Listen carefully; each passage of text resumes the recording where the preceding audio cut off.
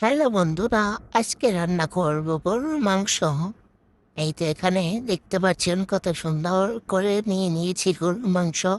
এরপরে এর উপরে দিয়ে দিলাম রসুন বাটা, পেঁয়াজ বাটা, মরিচ বাটা, তারপরে কি জানি এটা কি জানি কয় টক দই দিয়ে দিলাম, তারপরে কাজু বাদাম আর কাঠবাদাম বাদাম বাটা দিয়ে দিয়েছি, তারপরে হলুদের ফাঁকি লবণ, তারপরে দিয়ে দিলাম সুন্দর করে জিরার ফাঁকি, দিয়ে দিলাম সুন্দর করে ধনে ফাঁকি, তারপরে এখন দিয়ে দিলাম আদার ফাঁকি।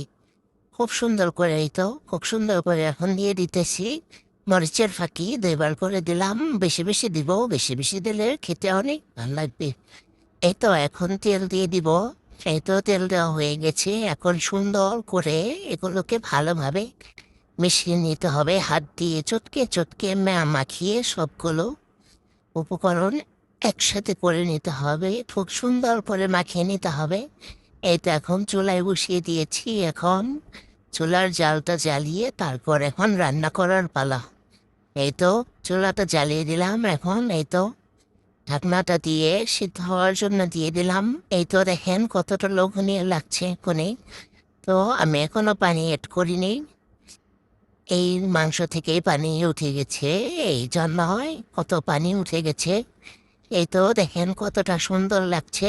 একটুখানি নেড়ে দিলাম, খুব সুন্দর করে নেড়ে দিব। এই তো আমার মাংস রান্না শেষ, কতটা লোভনীয় লাগছে।